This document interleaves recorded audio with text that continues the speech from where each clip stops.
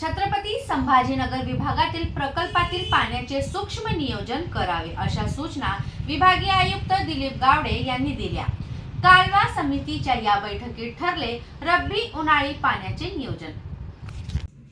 विभागीय आयुक्त कार्यालयात विभागीय आयुक्त तथा कालवा सल्लागार समितीचे अध्यक्ष दिलीप गावडे यांच्या अध्यक्षतेखाली जायकवाडी प्रकल्प, नांदूर मधमेश्वर कालवा प्रकल्प, निम्न दुधना प्रकल्प, माजलगाव प्रकल्प, ऊर्ध्व पैनगंगा प्रकल्प, पूर्णा प्रकल्प, मांजरा प्रकल्प, निम्न तेरणा प्रकल्प, सीना कोरेगाव प्रकल्प या 9 मोठ्या प्रकल्पावरील सिंचन तसेच पाणी नियोजनासाठी कालवा सल्लागार समितीची बैठक आज विभागीय आयुक्त कार्यालयात झाली।